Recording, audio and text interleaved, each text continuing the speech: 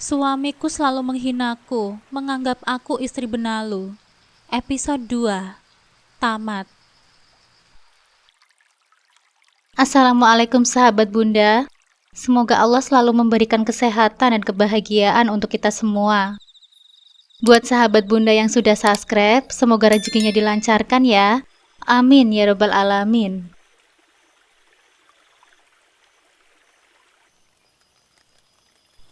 Plak, dasar kamu ini memang istri yang boros. Pantas saja uang bulanan dariku selalu habis, katanya. Aku hanya bisa menangis. Padahal aku tadi jalan-jalan pun memakai uangku sendiri. Dan sengaja aku tadi menyembunyikan baju baru Faiz dan Faza di meja luar rumah. Karena aku tidak ingin Mas Sahrul tahu. Tapi ternyata Mas Sahrul tetap saja tidak peduli. Ia terus menyalahkan aku, seolah-olah aku hanya beban saja baginya. Akhirnya ku tinggalkan dia begitu saja, masuk ke dalam kamar putraku dan menguncinya dari dalam. Ku peluk si kembarku hingga mereka kebingungan. Biarkan Bunda memeluk kalian sebentar saja ya nak. Bunda butuh kekuatan. Dan kalianlah kekuatan terbesar Bunda. Bunda menangis.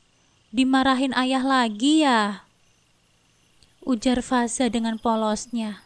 Ku belai lembut kepalanya, lalu menciumi mereka berkali-kali. Sayang, nanti kalau Bunda punya uang banyak dan cukup untuk ongkos pulang, kita pulang ya ke rumah kakek. Kalian mau kan? Iya Bun, yang penting Bunda jangan nangis lagi ya. Aku mau pergi kemanapun asal bersama Bunda. Aku juga Bun. Terima kasih ya sayang. Gimana caranya menyadarkan Mas Sahrul agar dia bisa bersikap lemah lembut seperti dulu lagi? Dulu Mas Sahrul adalah laki-laki yang lemah lembut, sayang kepada istrinya. Namun kurasakan sejak kelahiran putra kembarku, ia mulai berubah. Apalagi dari pihak ibu mertua menuntut harus selalu tampil sempurna. Orang berumah tangga itu harus punya rumah sendiri, gak numpang terus kayak benalu. Jengah karena tuntutan ibu, akhirnya Mas Sahrul ambil kredit perumahan. Aku sudah bertanya apakah dia sanggup untuk membayar cicilannya. Mas Sahrul mantap menjawabnya. Sejak saat itu, dia menjadi uring-uringan kalau duit gajinya habis terus-menerus. Tidak cukup sampai di situ, ibu mertuaku juga mengompori Mas Sahrul untuk kredit mobil. Aku masih ingat ucapan ibu mertuaku yang membanding-bandingkan anaknya sendiri dengan anak juragan Banu. Tuh lihat si Riko, dia itu udah punya rumah sendiri loh, punya mobil juga. Kapan kamu punya Sahrul? Mas Sahrul hanya terdiam. Kamu itu kerja sudah lama, tapi belum nempel apa-apa. Malu dong jadi cibiran tetangga. Bu, itu kan waktu aku masih bujang. Semua uang gajiku sudah aku kasih semua ke ibu. Iya, tapi itu kan dulu. Sekarang kamu yang pegang uang itu sendiri kan? Harusnya bisa dong atur keuangan. Iya bu, nanti aku kredit mobil ya. Ya, seperti itulah awalnya. Hingga gaji Mas Sahrul habis untuk cicilan rumah dan mobil.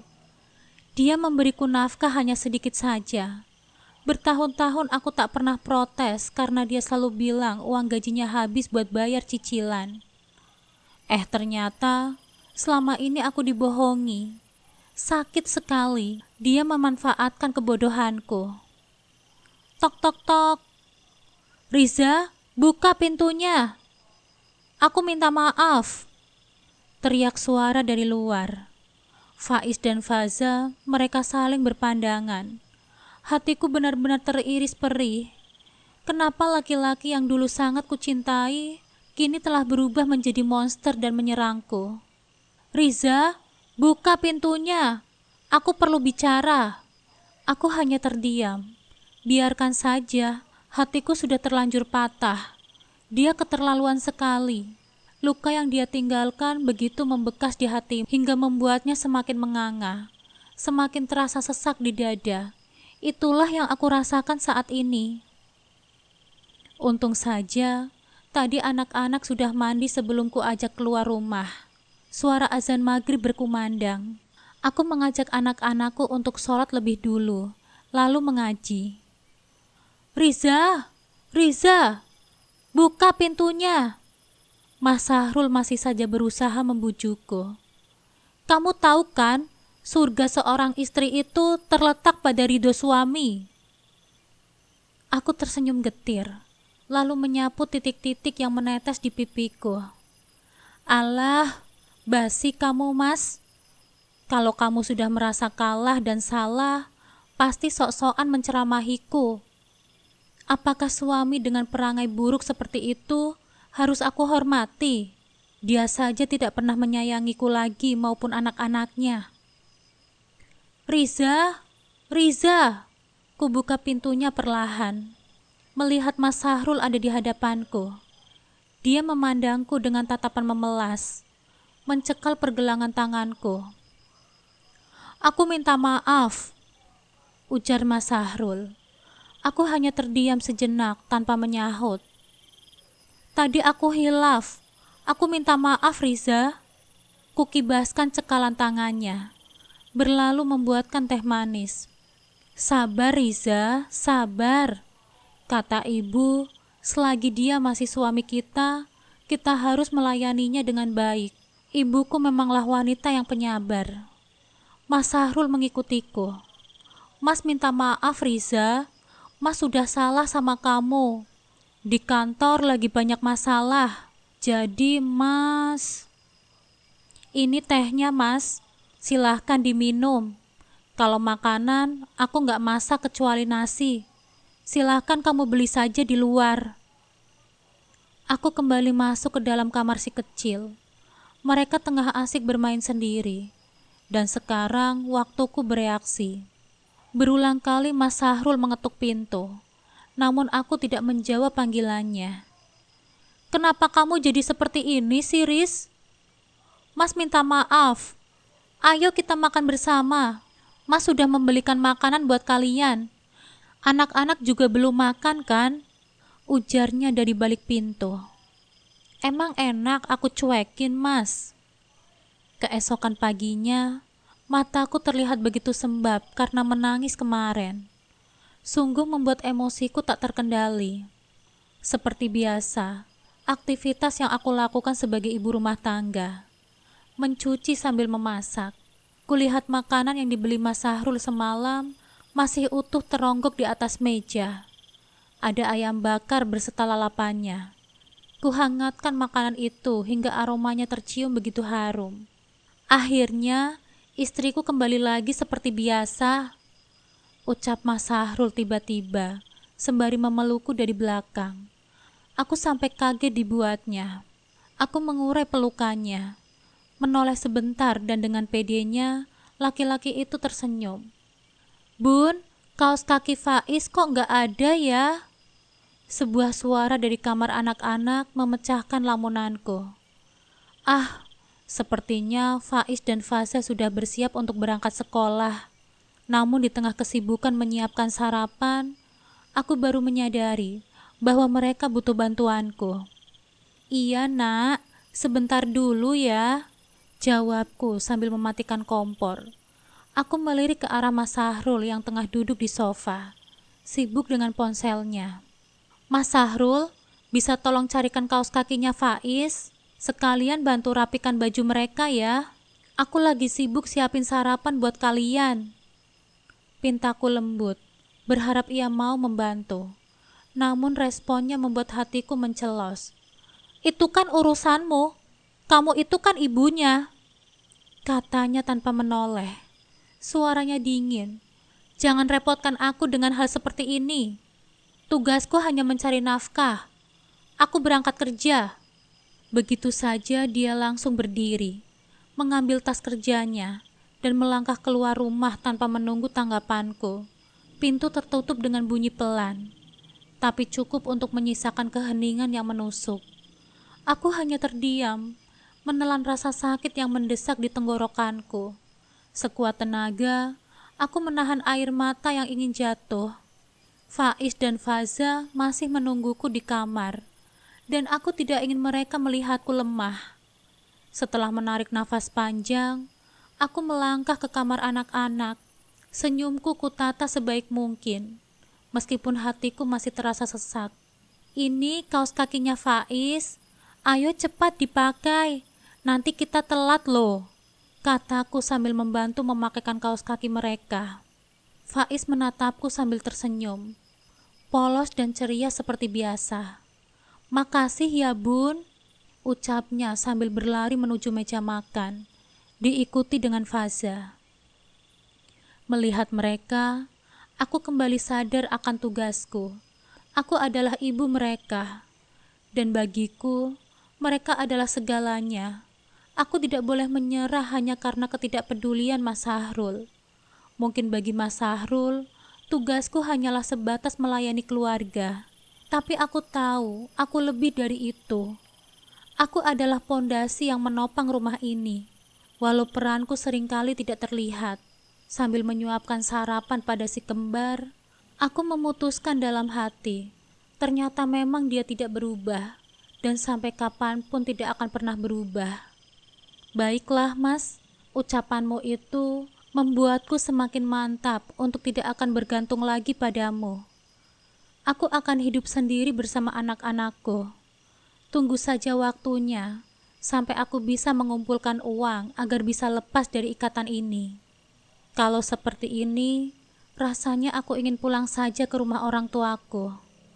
Pak, Bu, aku rindu. Pagi berikutnya, aku baru saja mengantar Faiz dan Faza ke sekolah. Jalan menuju rumah masih sepi, kecuali suara khas teriakan Bang Asep, penjual sayur keliling, yang berhenti di ujung gang. Aku melangkah perlahan, berniat membeli beberapa bahan untuk memasak siang nanti, dengan uangku sendiri hasil hadiah riwet kemarin. Namun langkahku terhenti ketika mendengar suara yang sangat familiar. Dari kejauhan, aku melihat ibu mertuaku sedang berbicara dengan beberapa ibu kompleks, termasuk Bu Marni. Mereka berkumpul di sekitar gerobak sayur. Aku berpikir untuk menyapa, tapi entah kenapa, aku merasa enggan ketika aku mendengar ibu mertuaku mulai berkata, "Hai Jeng Marni, tahu nggak, punya menantu itu kalau nggak bisa masak sih menurutku masih bisa dimaafkan ya. Tapi kalau malas, boros, dan nggak punya rasa terima kasih, itu bikin kepala pusing setiap hari loh Jeng. Kayak menantuku itu loh." Suara ibu mertuaku terdengar jelas, meskipun aku berdiri agak jauh di balik pagar rumah tetangga. "Ya ampun Bu, memang iya Bu. Kayaknya Riza itu menantu yang baik dan cantik," sahut Bu Marni sambil memegang labu siam di tangannya. "Cantik sih iya, tapi apa gunanya kalau cuma modal wajah saja? Riza itu coba saja lihat, kerjaannya cuma di rumah, tapi rumahnya sering berantakan. Anak-anaknya rapi sih, rapi kalau berangkat sekolah. Tapi itu kan karena Sahrul yang mengatur semuanya. Kalau dia sih boro-boro ya mikir hal kayak gitu," kata ibu mertuaku dengan nada kesal. Aku terpaku. Suaranya terdengar seperti tamparan keras di wajahku. Sungguh tega ibu mertuaku itu. Padahal apa yang dikatakannya itu semuanya bohong, karangan dia saja. Yang terjadi sebenarnya justru sebaliknya. "Astaga, serius ini Bu?" Bu Marni menimpali dengan nada terkejut yang dibuat-buat. "Seriuslah Jeng, kadang saya itu mikir ya, Sahrul itu salah pilih istri. Bayangkan, gaji Sahrul itu kan lumayan, tapi setiap bulan pasti habis, karena Riza itu nggak bisa atur keuangan. Apa-apa belanja ini, belanja itu. Pernah tuh ya Jeng, pas akhir bulan, Sahrul cerita kalau harus pinjam ke temannya, karena uangnya habis buat hal-hal yang nggak penting. Ya ampun, kalau begitu mah repot ya Bu. Ibu itu harus hati-hati. Jangan-jangan uangnya dipakai buat belanja barang-barang mahal, atau Ya gitu deh. Ibu Marni tertawa kecil sambil menutup mulutnya. Nggak tahu juga lah Bu, tapi ya begitulah. Kalau sama saya sih, Riza itu senyum-senyum saja, tapi di belakang saya yakin dia ngomongin saya juga. Namanya juga menantu, baiknya di depan mertua saja, ucap ibu mertuaku sambil menyerahkan uang ke Abang Asep. Aku menggigit bibir, menahan sakit yang terasa menusuk-nusuk dadaku. Apa salahku? Selama ini, aku selalu berusaha menyenangkan hati beliau, bahkan memastikan beliau selalu merasa dihormati. Ibu harus tegas, Bu. Kalau menantu begitu terus, nanti malah bikin Sahrul tambah susah. Kalau perlu, cari jalan biar dia tahu diri, ujar Bu Marni lagi. Kali ini dengan nada lebih menusuk. Aku tidak tahan lagi. Hatiku seolah remuk berkeping-keping. Aku berbalik perlahan, memutuskan untuk pulang tanpa membeli apapun. Sesampainya aku di rumah, aku menutup pintu dengan lembut, duduk di sofa, dan menunduk dalam-dalam. Air mataku yang aku tahan sejak tadi akhirnya tumpah juga. Apa yang sebenarnya harus aku lakukan? Gumamku pelan, menatap kosong ke arah meja makan. Akhirnya aku mencoba mengalihkan pikiran dengan menyibukkan diri, membereskan rumah, dan mengelola pesanan kosmetik yang masuk ke akun media sosialku. Di tengah kesibukanku, ponselku berdering. Nama Erika, brand manager, muncul di layar. Aku segera mengangkat panggilan itu, merasa sedikit heran karena biasanya Mbak Erika hanya mengirim pesan. Assalamualaikum Mbak Erika, sapaku, berusaha terdengar ceria meski hati ini masih kacau. Waalaikumsalam Mbak Riza, apa kabarnya Mbak? Semoga lagi gak sibuk ya. Enggak kok Mbak, ada apa ya? Tanyaku penasaran. Jadi begini Mbak Riza, aku ingin mengucapkan selamat dulu. Mbak adalah salah satu reseller terbaik kami di tahun ini. Penjualan Mbak luar biasa stabil, bahkan selalu mencapai target bulanan. Tim kami sangat mengapresiasi kerja keras Mbak, katanya. Aku tersenyum kecil, merasa bangga sekaligus terkejut dengan pujian itu. Wah, terima kasih banyak ya Mbak. Tapi semua ini juga berkat support dari tim dan produk kalian yang memang bagus kok Mbak. Nah, justru karena itu, kami ingin memberikan sesuatu yang spesial untuk Mbak Riza. Sebagai reward atas pencapaian ini, perusahaan kami ingin mengajak Mbak Riza bekerja sama lebih besar. Rencananya, kami ingin mendirikan toko kosmetik dengan nama Mbak sebagai brand ambassador sekaligus pemilik toko. Jantungku berdegup kencang. Toko kosmetik?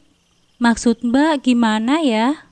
Jadi kami ingin membantu Mbak Riza membuka toko fisik di lokasi strategis, lengkap dengan trending dari produk kami.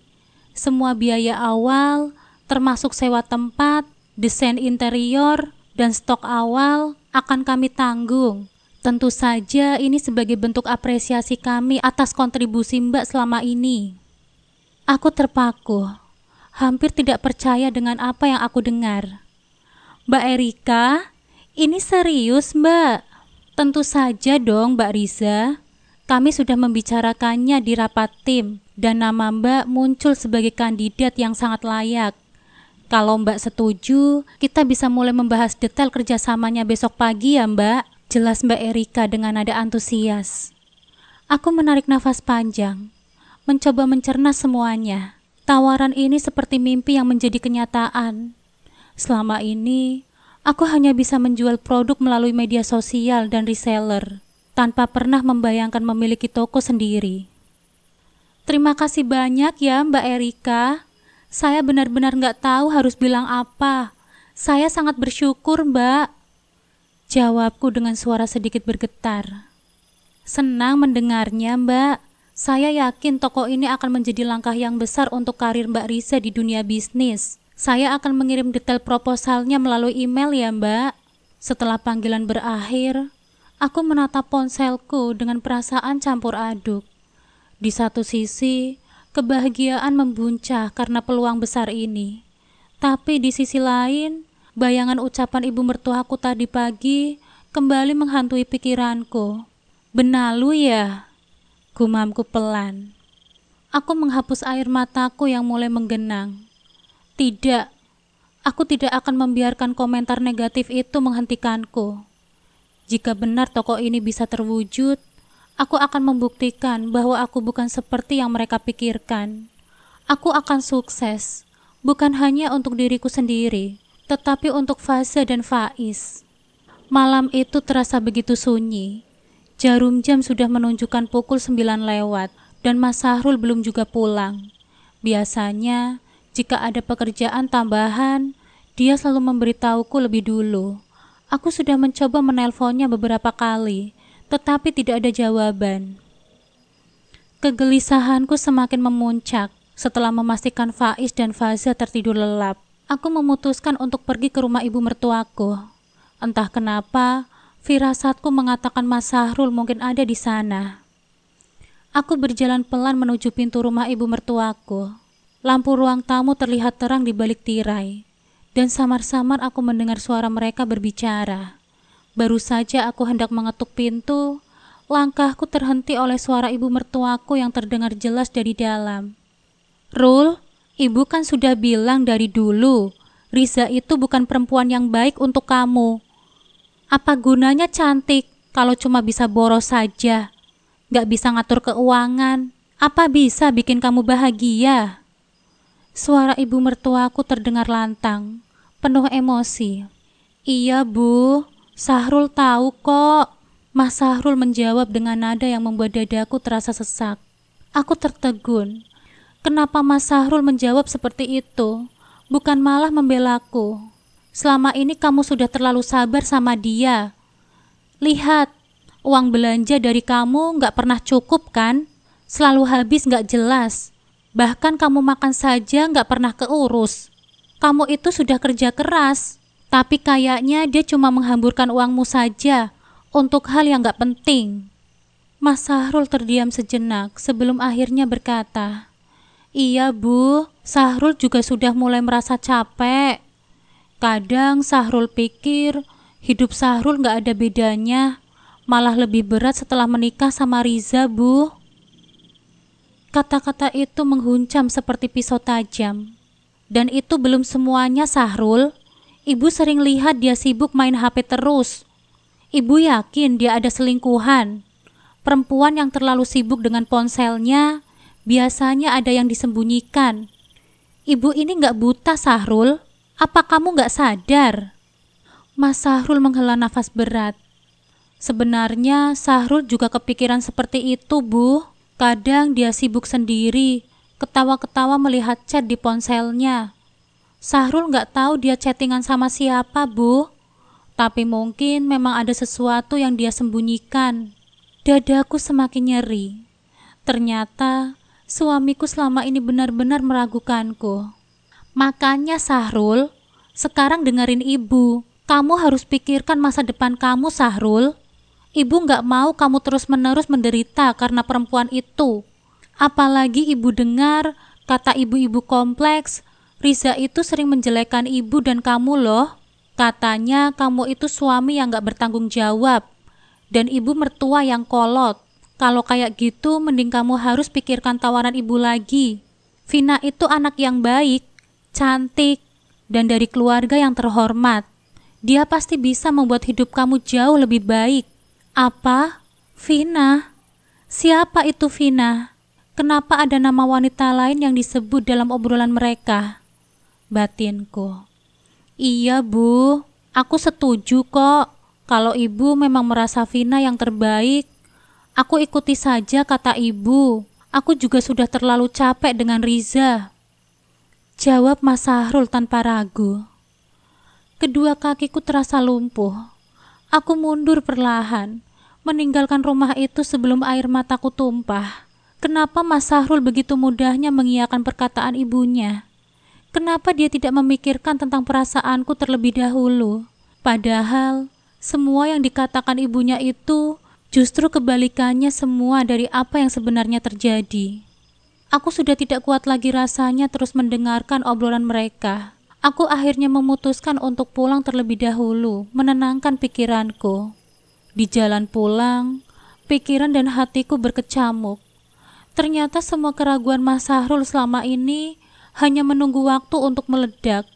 Aku bukan lagi seseorang yang dianggap pantas menjadi istrinya. Dan kini, ibu mertuaku sudah punya pengganti untuknya. Sesampainya aku di rumah, aku duduk di ruang tamu dengan perasaan kosong. Tatapan anak-anak yang terlelap menjadi satu-satunya alasan aku masih berusaha tegar. Jika Mas Sahrul benar-benar ingin menceraikanku, aku tidak akan memohon, tapi aku juga tidak akan tinggal diam. Aku harus memikirkan langkah besar untuk masa depanku dan anak-anakku. Sesampainya di kamar, aku langsung merebahkan diriku di atas tempat tidur. Isak tangis yang aku tahan sejak tadi akhirnya pecah begitu saja. Di dalam pikiranku, semua yang aku dengar terus berputar.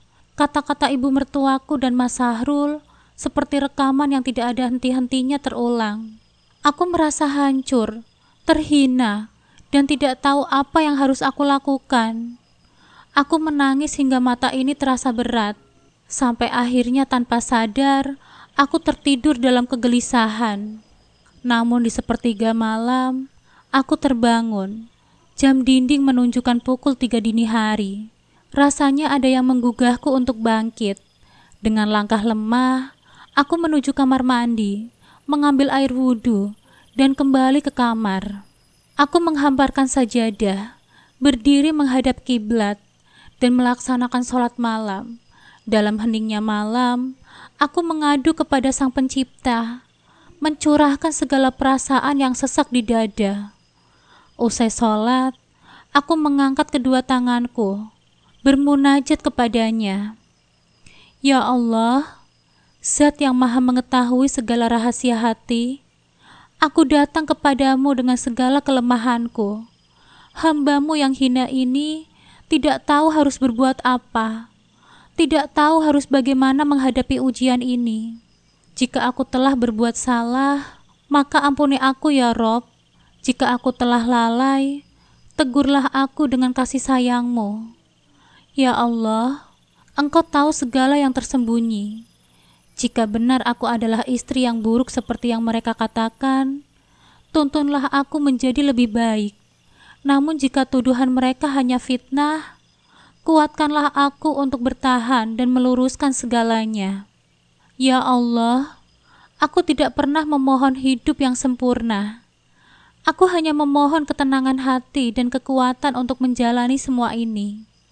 Lindungilah aku dan anak-anakku dari kesedihan yang berlarut-larut. Berikanlah kami jalan keluar yang terbaik, jalan yang Engkau ridhoi. Jika perpisahan adalah kehendak-Mu, maka aku akan menerimanya dengan lapang hati. Tetapi jika masih ada harapan untuk keluargaku, bimbinglah kami agar kembali dalam kebaikan dan kasih sayang. Ya Allah, aku titipkan segala sakit, segala rasa kecewa ini kepadamu. Aku yakin Engkau tidak pernah tidur. Engkau maha adil, dan Engkau tidak akan membiarkan hamba-Mu berlarut dalam kesedihan tanpa ada hikmah di baliknya. Jadikanlah aku hamba yang bersyukur di saat bahagia, sabar di saat terluka, dan ikhlas di saat kecewa. Amin ya Rabbal Alamin. Air mataku kembali mengalir deras. Malam itu, aku merasa sedikit lebih tenang setelah mencurahkan segala isi hatiku kepada Allah. Kini aku pasrahkan semuanya kepadanya, sambil menyiapkan hati menghadapi apapun yang akan terjadi. Pagi ini, matahari memancarkan sinarnya yang lembut, seakan ingin memberiku penghiburan atas kejadian yang menimpaku semalam. Hari ini adalah hari Minggu, namun suasana di rumah terasa hampa. Mas Sahrul tidak pulang juga. Sama seperti kemarin, batinku menduga-duga. Mungkin ia sedang melanjutkan rencananya bersama ibu mertuaku, menemani perempuan yang mereka pilih untuk menggantikanku. Aku menghela nafas panjang, mencoba menyingkirkan pikiran itu. Meski hatiku terasa berat, aku tidak ingin menghabiskan ini dalam kesedihan. tiba-tiba aku teringat satu hal yang sempat terlupakan. Janji bertemu dengan Mbak Erika. Faiz, Faza, ayo kita siap-siap. Kita jalan-jalan ya hari ini. Ucapku dengan suara ceria, menyembunyikan badai yang sebenarnya sedang berkecamuk di hatiku. Keduanya nampak senang dan bergegas mengenakan pakaian terbaik mereka. Aku sendiri mencoba mengenakan gaun sederhana berwarna pastel dengan jilbab yang serasi. Setelah memastikan anak-anak siap, kami bertiga berangkat menuju sebuah kafe yang telah dijanjikan oleh Mbak Erika. Mbak Riza, sini-sini Mbak. Wah, ini pasti Faiz sama Faza ya. Ganteng-ganteng ya, puji Mbak Erika sambil menyapa anak-anakku. Aku tersenyum menyuruh anak-anakku duduk di kursi. Setelah memesan makanan untuk mereka, aku dan Mbak Erika mulai berbincang. Jadi Mbak Riza semuanya sudah siap untuk pembukaan toko lusa nanti ya Mbak? Aku harap Mbak juga sudah siap, kata Mbak Erika antusias. Alhamdulillah Mbak, aku nggak menyangka semuanya terasa begitu cepat. Rasanya seperti mimpi Mbak, jawabku sambil tersenyum malu. Mbak Erika tersenyum lebar. Mbak Riza, ini bukan cuma karena keberuntungan. Ini hasil kerja keras Mbak selama ini. Semua target yang Mbak capai itu luar biasa. Pihak manajemen juga percaya kalau Mbak punya potensi yang besar untuk membawa toko ini sukses. Aku mengangguk pelan. Iya Mbak, aku benar-benar bersyukur. Tapi aku juga nggak mau mengecewakan mereka. Aku akan berusaha sebaik mungkin. Jangan khawatir. Aku yakin Mbak itu bisa. Lagi pula, semuanya sudah disiapkan kok Mbak. Lokasinya strategis. Dekorasinya juga sudah sesuai dengan konsep yang kita diskusikan. Nanti tinggal fokus ke promosi dan manajemen saja ya Mbak, tambah Mbak Erika. Setelah mengobrol lebih lama, Mbak Erika tiba-tiba berkata, Mbak Riza, gimana kalau sekarang aku ajak Mbak sama anak-anak Mbak lihat tokonya langsung ya? Kan sudah selesai semua, tinggal tunggu diresmikan lusa nanti. Serius Mbak? Tanyaku dengan mata berbinar. Serius dong Mbak, ayo kita ke sana. Aku dan anak-anak segera mengikuti Mbak Erika menuju lokasi toko. Saat tiba di sana, aku hampir tidak percaya dengan apa yang aku lihat. Toko itu berukuran sekitar 50 meter persegi, dengan desain modern dan elegan. Etalase kaca besar memamerkan berbagai produk kosmetik yang sudah tertata rapi. Plafonnya tinggi dengan lampu-lampu LED yang memberikan kesan mewah. Faiz dan Faza nampak tertegun, berlari kecil melihat-lihat ke dalam. Ini benar-benar tokoku Mbak, tanyaku dengan suara bergetar. Iya Mbak Riza, mulai lusa nanti, ini akan menjadi tempat Mbak mengembangkan bisnis. Bagaimana? Keren kan Mbak? Jawab Mbak Erika sambil tersenyum.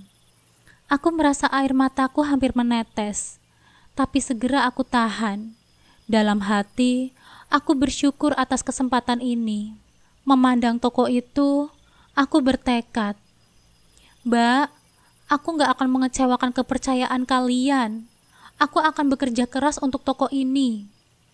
Mbak Erika menepuk pundakku dengan lembut. Kami tahu itu Mbak Riza.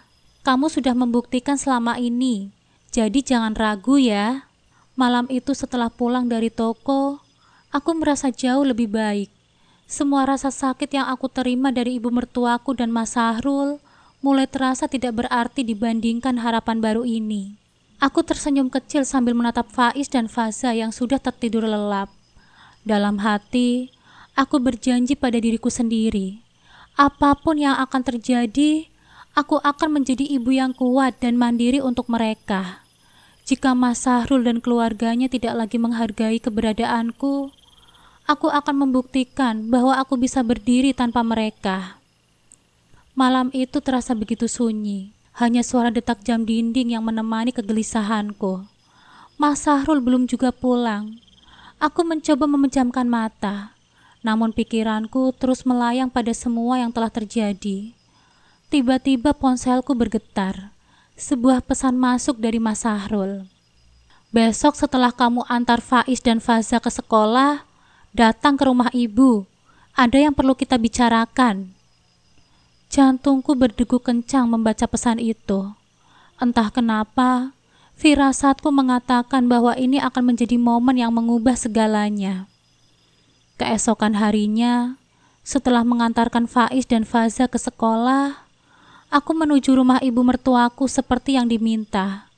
Langkahku terasa berat, namun aku mencoba untuk tetap tenang. Saat tiba di sana, pintu depan terbuka dengan lebar. Ibu mertuaku menyambutku dengan senyum yang nampak dibuat-buat. "Oh, kamu sudah datang. Ayo masuk, Riza," katanya sambil melirik ke arah ruang tamu. Aku melangkah masuk dan langsung disambut oleh pemandangan yang membuatku tertegun. Selain Mas Sahrul dan ibu mertuaku, ada seorang wanita asing duduk di sana. Rambutnya panjang dengan warna coklat disemir sebagian. Bedak tebal menutupi wajahnya, dan pakaiannya rok pendek serta blazer merah yang mencolok. Terasa terlalu berlebihan. Wanita itu tersenyum kecil, tapi ada kesan sombong di balik senyumannya. "Riza, kenalkan ini Vina," ucap ibu mertuaku dengan nada percaya diri. "Dia itu calon istrinya Sahrul." Dadaku terasa sesak mendengar kata-kata itu. Aku berusaha menjaga ekspresi wajahku tetap tenang, meski hati ini terasa remuk. Belum sempat aku merespon, Mas Sahrul langsung menyodorkan sebuah map ke meja di hadapanku. "Riza, ini surat perceraian kita. Aku sudah menyiapkan semuanya. Tanda tangani saja."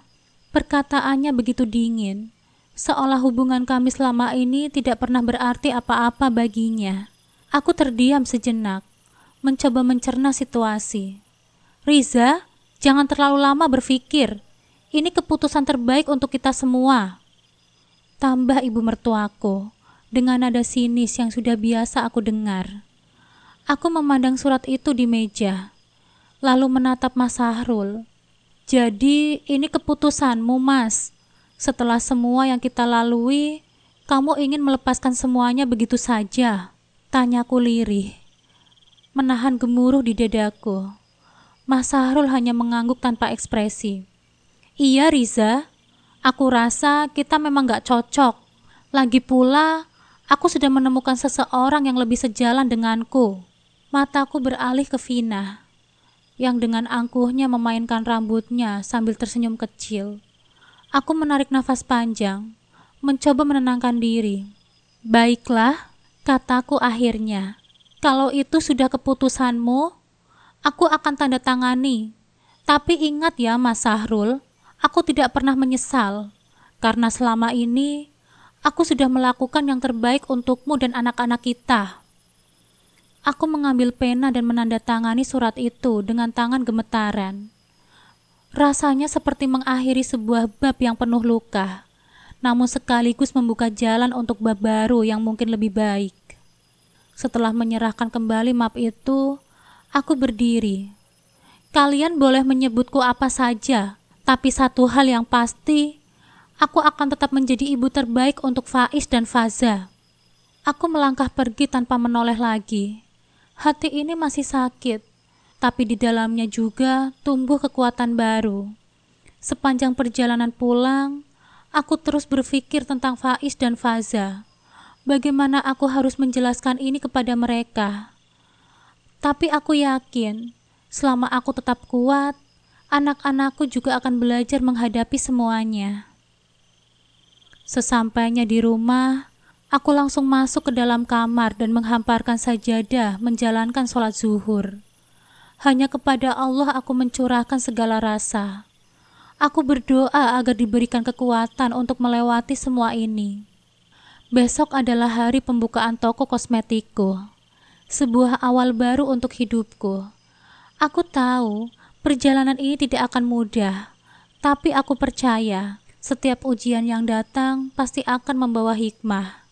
Aku akan membuktikan bahwa aku mampu berdiri di atas kakiku sendiri, menjadi wanita yang tangguh untuk diriku dan anak-anakku. Hari itu adalah momen yang tak akan pernah aku lupakan. Grand opening toko kosmetikku berlangsung meriah. Dengan bantuan Mbak Erika dan beberapa stafnya, acara itu berjalan dengan lancar. Toko kosmetikku nampak megah dengan hiasan pita merah yang menghiasi pintu kaca. Setiap sudut toko tertata dengan rapi, dengan berbagai produk kosmetik yang memikat hati para pelanggan. Saat aku memotong pita peresmian, tepuk tangan menggema di ruangan itu. Hatiku dipenuhi rasa syukur. Aku tidak pernah membayangkan seorang ibu rumah tangga biasa sepertiku akan memiliki toko kosmetik sendiri. Mas Sahrul dan ibu mertuaku tentu tidak tahu apa yang telah aku capai. Selama ini mereka hanya menganggapku sebagai ibu rumah tangga biasa. Aku sangat beruntung. Lokasi tokoku cukup jauh dari rumah mereka, sehingga tidak menarik perhatian mereka. Lagi pula, aku tidak ingin mereka mencampuri kehidupanku lagi. Beberapa bulan setelah perceraian kami resmi, aku meminta Mas Sahrul untuk sementara waktu membiarkan aku tinggal di rumah yang dulu kami beli bersama. Awalnya dia ingin aku tetap tinggal di sana karena rumah itu dekat dengan sekolah Faiz dan Faza. Tapi aku menolaknya. Rumah itu terlalu dekat dengan rumah ibu mertuaku. Dan aku juga takut hal itu akan mempengaruhi mental anak-anakku. Keputusanku untuk pindah ternyata tepat. Waktu berjalan begitu cepat. Dalam 4 bulan terakhir, aku berhasil menjalankan toko kosmetikku dengan baik. Kini aku sudah menyewa rumah kontrakan yang hanya berjarak beberapa menit dari toko.